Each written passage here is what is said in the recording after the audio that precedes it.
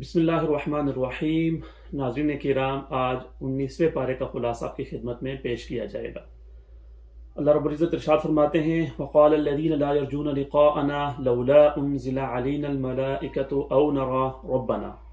کہ جن لوگوں کو ہم سے ملنے کی امید ہی نہیں ہے، یعنی جو اللہ رب العزت سے ملاقات اور قیامت پر ایمان نہیں رکھتے، وہ یوں کہتے ہیں کہ ہم پر کوئی فرشتہ کیوں نازل نہیں کیا جاتا، یا پھر ہم اللہ رب العزت کو اپنے سامنے کیوں نہیں دیکھ لیتے۔ کفار مکہ اس طرح کی بات کرتے تھے تو اللہ تعالیٰ فرما رہے لَقَدِ اسْتَكْبَرُوا فِي أَنفُسِهِمْ وَعَتَوْا عُتُوًّا كَبِيرًا، ان کی اس بات کے پیچھے اصل میں ان کا تکبر ہے۔ وہ کہتے ہیں ان کے اندر ایک بڑائی ہے، ایک تکبر ہے کہ ہمارے میں سے ہی ایک آدمی پیغمبر بن کے آ کے ہمیں دعوت کیوں دے رہا ہے، ہم پر فرشتہ کیوں نازل نہیں ہوتا، اللہ رب العزت ہمارے سامنے خود کیوں نہیں آ جاتے۔ اس کے بعد اللہ تعالیٰ نے آگے کفار اور مسلمانوں کا تھوڑا سا آپس میں موازنہ کیا ہے، قیامت میں ان کے ساتھ کیا ہوگا، اور پھر کفار کے بارے میں کہا جا رہا ہے کہ وَيَوْمَ يَعَضُّ الظَّالِمُ عَلَى يَدَيْهِ يَقُولُ يَا لَيْتَنِي اتَّخَذْتُ مَعَ الرَّسُولِ سَبِيلًا، قیامت والے دن اپنے ہاتھوں کو کاٹ کر کھائیں گے اور کہیں گے کہ ہم نے رسول کی دعوت کو کیوں نہیں مانا تھا، کاش ہم مان لیتے۔ اور ایک اور بات کریں گے یا ویلتا لیتنی لم اتخذ فلانا خلیلا، کہ کاش کہ فلاں آدمی کو ہم اپنا دوست نہ بناتے، کیوں؟ لقد اضلنی عن الذکر بعد اذ جاءنی، نصیحت آنے کے بعد اس نے ہمیں گمراہ کر دیا، ہم ایمان نہیں لائے۔ وکان الشیطان للانسان خذولا، اور ایک اور بات وہ یہ کہتے تھے کفار آپ صلی اللہ علیہ وسلم کو وقال الرسول یا رب ان قوم اتخذوا هذا القرآن مہجورا، یہ تو رسول کی بات ہوئی کہ وہ یوں کہیں گے کہ یا اللہ ان لوگوں نے قرآن کو چھوڑ دیا تھا، اور اس کے بعد کفار جو ایک بات کہتے تھے اس کو نقل کیا اللہ رب العزت نے وَكَذَلِكَ جَعَلْنَا لِكُلِّ نَبِيٍّ عَدُوًّا مِّنَ الْمُجْرِمِينَ وَكَفَىٰ بِرَبِّكَ هَادِيًا وَنَصِيرًا۔ اس آیت میں بھی اللہ رب العزت آپ صلی اللہ علیہ وسلم کو ایک تسلی دے رہے ہیں کہ اگر آپ کے ساتھ یہ ایسا معاملہ کر رہے ہیں تو آپ پریشان نہ ہوں، اس سے پہلے بھی یہ اپنے انبیاء کے ساتھ ان کی قومیں کرتی رہی ہیں۔ اور پھر آگے وہ کفار کی بات نقل کی جا رہی ہے وَقَالَ الَّذِينَ كَفَرُوا لَوْلَا نُزِّلَ عَلَيْهِ الْقُرْآنُ جُمْلَةً وَاحِدَةً، کہ یہ کہتے ہیں کہ یہ قرآن ایک ہی مرتبہ آپ کے اوپر کیوں نازل نہیں ہو جاتا، تھوڑا تھوڑا کر کے کیوں نازل ہوتا ہے۔ اللہ اس کی دو حکمتیں بیان فرما رہے ہیں۔ پہلی کیا؟ كَذَلِكَ لِنُثَبِّتَ بِهِ فُؤَادَكَ، کہ تاکہ بار بار ہم آپ کے اوپر قرآن نازل کریں، آپ کو تسلی ہوتے رہے، آپ کا دل مضبوط ہوتا رہے۔ اور دوسرا فرمایا کہ وَلَا يَأْتُونَكَ بِمَثَلٍ إِلَّا جِئْنَاكَ بِالْحَقِّ وَأَحْسَنَ تَفْسِيرًا، کہ یہ کوئی بات اگر کرتے ہیں آپ کے پاس آگے کوئی چیلنج کرتے ہیں، کوئی بات کرتے ہیں، تو تاکہ ہم وحی کے ذریعے اس قرآن کے ذریعے آپ کو اس سے اچھا جواب دے دیں، آپ کو وہ جواب ہم بتلا دیں۔ اور پھر فرمایا الذین یحشرون علی وجوہہم الی جہنم اولئک شر مکانا واضل سبیلا، کہ ان لوگوں کو کل قیامت والے دن اوندے منہ ڈالا جائے گا اور وہ بہت ہی برا ٹھکانہ ہے۔ اس کے بعد اللہ تعالیٰ نے آگے انبیاء کے اختصار کے ساتھ تذکرے فرمائے اور آگے اس کی تفصیل آئے گی۔ حضرت موسیٰ علیہ السلام کا تذکرہ کیا، حضرت ہارون علیہ السلام کا واقعے کی طرف اشارہ فرمایا، اور پھر حضرت نوح علیہ السلام کا، اور اس کے بعد حضرت ہود اور حضرت صالح علیہ السلام اور انبیاء کے بارے میں بھی اختصار کے ساتھ بات فرمائی اللہ تعالیٰ نے۔ اور اس کے بعد آگے اللہ تعالیٰ نے مختلف اپنی قدرت کی نشانیاں بیان فرمائی۔ فرمایا کہ الم تر الی ربک کیف مد الظل ولو شاء لجعلہ ساکنا ثم جعلنا الشمس علیہ دلیلا، اللہ نے کہا کہ کیا یہ دیکھتے نہیں اللہ تعالیٰ کا جو سورج کا نظام ہے، کس طرح سے جب وہ غروب ہوتا ہے تو سایہ ہوتا ہے، پھر غروب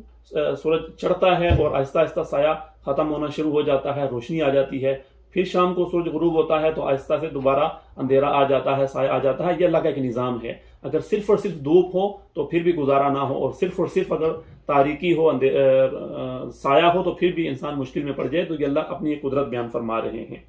اور اس سے پہلے اللہ تعالیٰ نے ایک بات فرمائی ام تحسبوا ان اکثرهم يسمعون او يعقلون، کہ کیا یہ لوگ جو ایمان نہیں لاتے یہ سمجھتے ہیں کہ یہ سنتے ہیں، ان میں عقل ہے؟ بات یہ نہیں ہے۔ اللہ تعالیٰ فرما رہے ہیں کہ انہم الا کالانعام بل هم اضل سبیلا، یہ تو جانوروں کی طرح ہیں، یہ تو کوئی سمجھتے نہیں ہیں بلکہ اس سے بھی زیادہ بدتر ہیں۔ آگے اللہ نے پھر اپنی مزید قدرت کی نشانیاں بتائی کہ ہم نے رات کو پیدا کیا تمہارے آرام کے لیے، اور دن کو تمہارے لیے پیدا کیا، اور ہم نے دن کو پیدا کیا تاکہ تم اس میں چلو اٹھو پھرو اور اپنا کام کاج کرو۔ اسی طرح ہم نے ہواؤں کو بھیجا جو کہ بارش سے پہلے آتی ہیں، انسان کو خوشخبری کے طور پر اس کے سامنے آ جاتی ہیں۔ اللہ کہہ رہے ہیں کہ ہم نے آسمان سے پانی نازل کیا جو صاف ستھرا ہے، اور اس کے ذریعے سے ہم نے زمین کو زندہ کیا، اور تمہارے چوپاؤں کو پانی پلاتے ہیں، انسانوں کو اسے ہم پانی دیتے ہیں۔ اور پھر اللہ تعالیٰ فرما رہے کہ وَلَوْ شِئْنَا لَبَعَثْنَا فِي كُلِّ قَرْيَةٍ نَذِيرًا، کہ اگر ہم چاہتے تو ہر بستی میں ایک ڈرانے والا بھیج دیتے۔ آگے اللہ تعالیٰ نے فرمایا کہ ہم نے دو سمندروں کو اس طرح سے آپس میں ملا دیا کہ ایک کا پانی یوں میٹھا آ رہا ہے اور دوسرا کڑوا پانی ہے، اور ان کے درمیان ہم نے ایک آڑ بنا دی کہ ایک دم سے وہ مل نہیں جاتے، بہت دور تک دونوں پانی الگ الگ چل رہے ہوتے ہیں، اور یہ مشاہدے کی بات ہے۔ پھر اللہ کہہ رہے ہیں کہ ہم نے اس پانی سے انسان کو پیدا کیا اور پھر اس کے کچھ نسبی رشتے بنائے اور کچھ اس کے سسرالی رشتے بنائے۔ اسی طرح سے آگے اللہ تعالیٰ فرما رہے ہیں، مختلف اپنی مزید قدرت کی نشانیاں بتا رہے ہیں کہ ہم نے آسمانوں کو پیدا کیا، زمین کو پیدا کیا، اور جو کچھ ان کے درمیان ہے 6 دن میں۔ اور پھر آگے اللہ تعالیٰ مسلمانوں کی، اہل ایمان کی کچھ نشانیاں بتا رہے ہیں اللہ تعالیٰ کہ یہ کون لوگ ہوتے ہیں، ان کے کیا اوصاف ہوتے ہیں۔ فرمایا وَعِبَادُ الرَّحْمَنِ الَّذِينَ يَمْشُونَ عَلَى الْأَرْضِ هَوْنًا،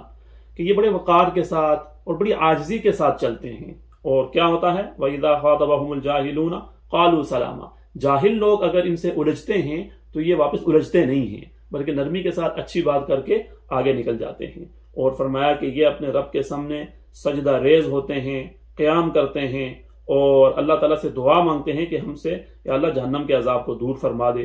اور اسی طرح سے جب یہ خرچ کرتے ہیں، جب یہ پیسہ خرچ کرتے ہیں، فرمایا نہ تو یہ اسراف کرتے ہیں، اندھا دھند خرچ کریں، اور نہ ہی یہ بہت بخل کے ساتھ کام لیتے ہیں، اعتدال کے ساتھ چلتے ہیں۔ بہت بڑا اصول ہے میانہ روی۔ اور فرمایا کہ اللہ کے ساتھ کسی کو بھی یہ شریک نہیں ٹھہراتے، کسی کو ناحق قتل نہیں کرتے، اور بدکاری کے قریب بھی نہیں جاتے۔ اور پھر فرمایا کہ یہ نیک اعمال کرتے ہیں اور ایمان بھی لاتے ہیں، نیک اعمال کرتے ہیں تو اللہ تعالیٰ ان کے گناہوں کو معاف فرما دیتے ہیں، اور اللہ تعالیٰ ان کے گناہوں کو نیکیوں سے بدل دیتے ہیں۔ اور پھر یہ بھی فرمایا کہ جب یہ لوگ کسی ناحق بات یا ناحق کام کے پاس سے گزرتے ہیں تو وقار کے ساتھ گزر جاتے ہیں، نہ تو وہاں پہ انوالو ہوتے ہیں اور نہ ہی لوگوں سے الجھتے ہیں، بلکہ گزر جاتے ہیں۔ اور جب ان کے سامنے اللہ تعالیٰ کی آیات کو پڑھا جاتا ہے تو پھر یہ اس کو غور سے سنتے ہیں اور دھیان سے اس کو سنتے ہیں۔ اور پھر یہ بھی فرمایا کہ یہ دعا کرتے ہیں، بڑی اہم دعا ہے کہ یا ہمارے پروردگار ہماری بیویوں اور ہمارے بچوں کو ہماری آنکھوں کی ٹھنڈک بنا، اور ہمیں تقوی والوں کا امام بنا، تقوی والوں کا ذمہ دار بنا، یعنی ہمارے گھر میں ہمارے بیوی بچے وہ سارے متقی ہوں تاکہ پھر ہم متقی لوگوں کے سربراہ ہوں۔ یہ دعا ہمیں ہمیشہ مانگتے رہنا چاہیے، اس کا اہتمام کرنا چاہیے۔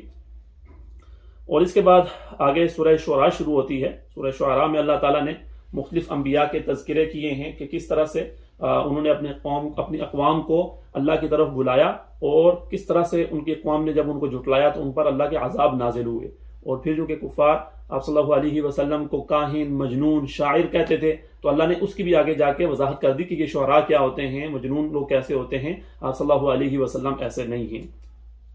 سب سے پہلے آپ صلی اللہ علیہ وسلم کو تسلی دی جا رہی ہے لعلک باخع نفسک الا یکونوا مؤمنین، کہ کیا آپ جو ان کی اتنی فکر کرتے ہیں ہر وقت، تو اپنے آپ کو کیا آپ ہلاکت میں ڈال دیں گے کہ یہ لوگ ایمان نہیں لاتے؟ بس آپ نے دعوت دی ہے، آپ نے محنت کی ہے، اس کے بعد آپ تسلی رکھیں، آپ کو زیادہ پریشان ہونے کی ضرورت نہیں ہے۔ اس کے بعد آگے اللہ تعالیٰ انبیاء کا تذکرہ شروع کرتے ہیں۔ سب سے پہلے حضرت موسیٰ علیہ السلام کا تذکرہ ہے، بہت تفصیل کے ساتھ، کہ کس طرح سے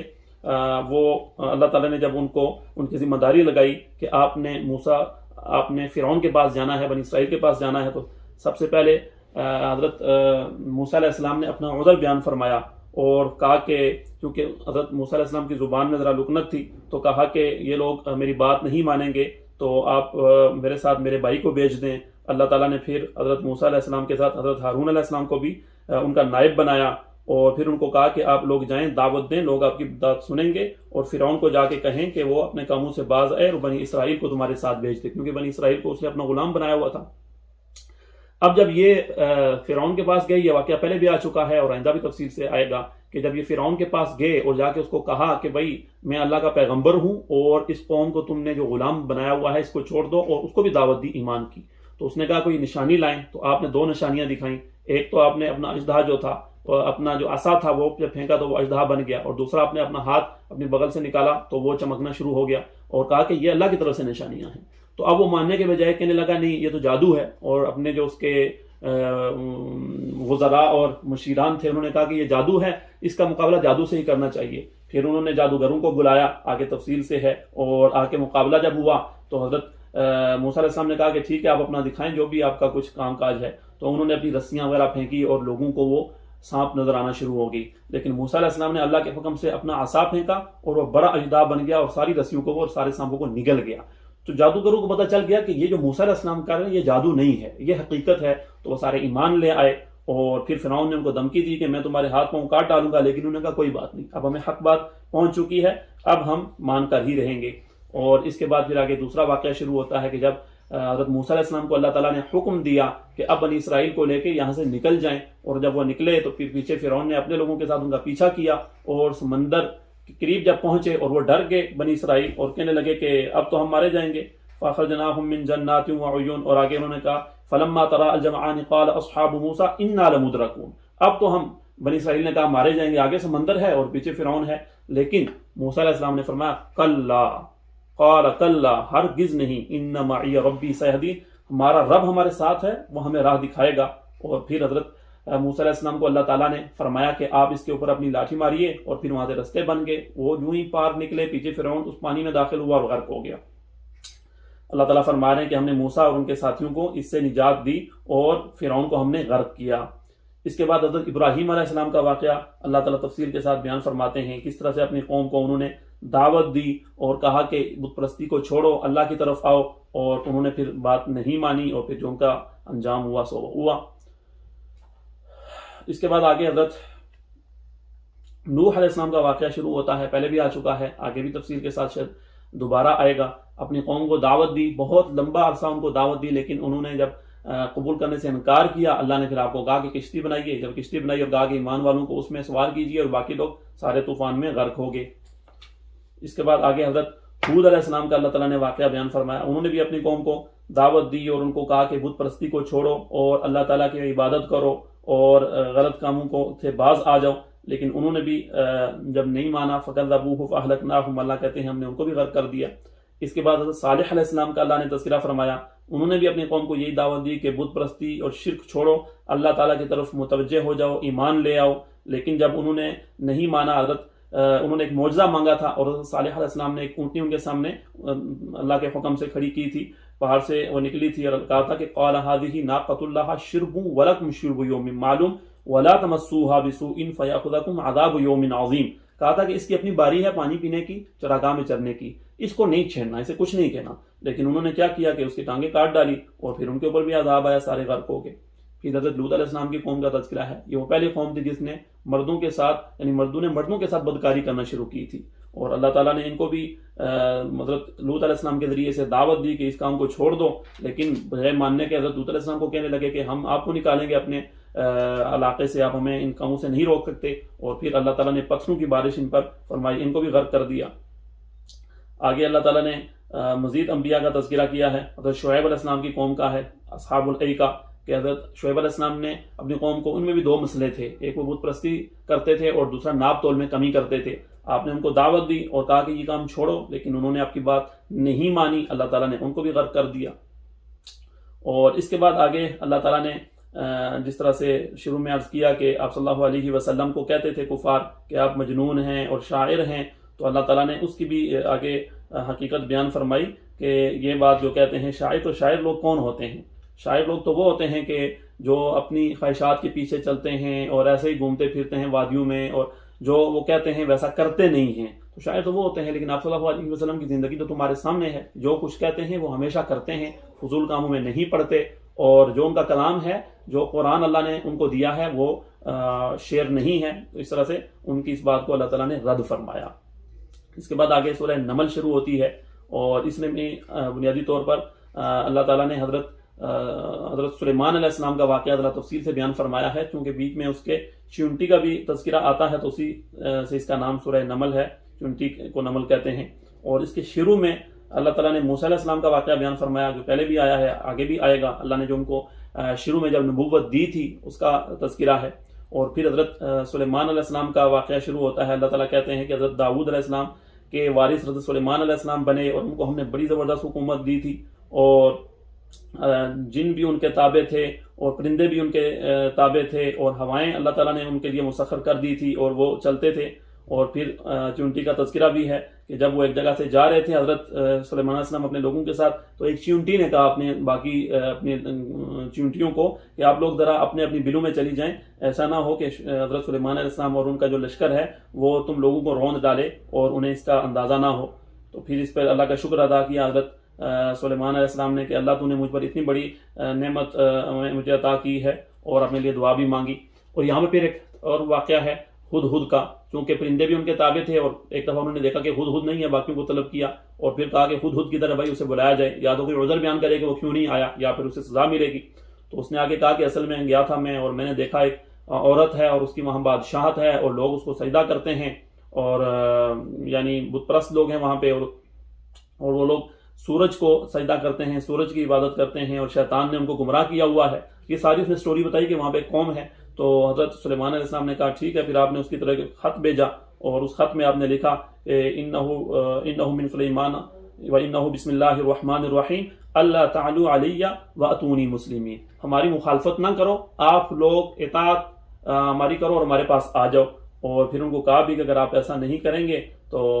پھر ظاہر ہے کہ اس کا نتیجہ ہوگا۔ تو اب ان کی جو ملکہ تھی بلقیس، اس نے اپنے لوگوں کو جمع کیا اور کہا کہ مجھے بتائیں کہ یہ خط آیا ہے، اب کیا کیا جائے؟ تو لوگوں نے تو کہا کہ قالوا نحن اولو قوت واولو باس شدید والامر الیک فانظری ماذا تأمرین، آپ کو پتا ہے ہم قوی لوگ ہیں، بس آپ ہمیں حکم دیں کہ ہم نے کیا کرنا ہے۔ تو اس پر بڑی دانا عورت تھی، اس نے کہا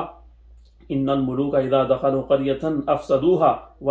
وجعلوا اعزۃ اہلها اذلہ، کہ آپ کو پتا ہے نا کہ جب بادشاہ کسی جگہ پہ آتے ہیں، حملہ کرتے ہیں، تو پھر کیا ہوتا ہے کہ وہاں پہ بڑی تباہی مچتی ہے، اور جو عزت دار لوگ ہوتے ہیں وہ بھی ان کو بھی ذلت کا مزہ چکھنا پڑتا ہے۔ اس لیے ہم نے سوچ سمجھ کے فیصلہ کرنا ہے۔ بہرحال نے پھر کچھ ہدایہ وغیرہ بھیجے حضرت سلیمان علیہ السلام کے پاس، اور جب آپ کے پاس وہ ہدایہ آئے تو آپ نے کہا کہ جو اللہ نے مجھے دیا ہوا ہے وہ بہت بہتر ہے، آپ کو اطاعت اختیار کرنی پڑے گی۔ اور پھر اس کو اپنے پاس بلایا، دعوت دی، اور وہ آپ کے پاس آ رہی تھی، تو اس کے آنے سے پہلے اپنے لوگوں سے کہا کہ میں چاہتا ہوں کہ جو اس کا عرش ہے، جو اس کا تخت ہے، وہ آپ میرے پاس لے آئیں۔ تو وہاں پہ پہلے عفریت ایک جن تھا، اس نے کہا کہ میں آپ کو جب تک آپ یہاں بیٹھے ہوئے ہیں، آپ کے اٹھنے سے پہلے آپ کو وہ لا کے دے دوں گا۔ اور وہاں پہ ایک اور آدمی کھڑا ہوا جس کو اللہ تعالیٰ کہہ رہے ہیں کہ عندہ علم من الکتاب، جس کے پاس کتاب کا علم تھا، آصف اس کا نام آتا ہے۔ اس نے کہا کہ آپ آنکھ جھپکنے سے پہلے میں آپ کے پاس وہ لے آؤں گا، وہ پھر لے بھی آیا۔ اللہ تعالیٰ نے اسے یہ قدرت دے رکھی تھی، اور مشہور واقعہ ہے۔ پھر اس کے بعد آگے چل کے وہ کہتی ہے ملکہ بلقیس رب انی ظلمت نفسی واسلمت مع سلیمان للہ رب العالمین، کہ اس سے پہلے جو ہوا وہ ہم نے بڑی زیادتی کی، ظلم کیا، اب میں حضرت سلیمان علیہ السلام کے رب پر یعنی اللہ پر ایمان لاتی ہوں۔ اس کے بعد آگے اللہ تعالیٰ نے پھر حضرت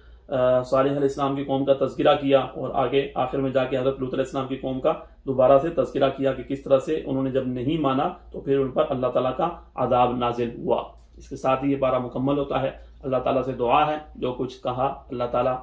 اس کو قبول فرمائے اور اس پر ہمیں عمل کرنے کی توفیق عطا فرمائے۔ وآخر دعوانا الحمدللہ رب العالمین۔ اگر آپ کو ہماری ویڈیو پسند آئی ہے تو ویڈیو کو لائک کریں، چینل کو سبسکرائب کریں اور بیل آئیکن پر ضرور کلک کریں تاکہ ہر آنے والی ویڈیو آپ کو بر وقت ملتی رہے۔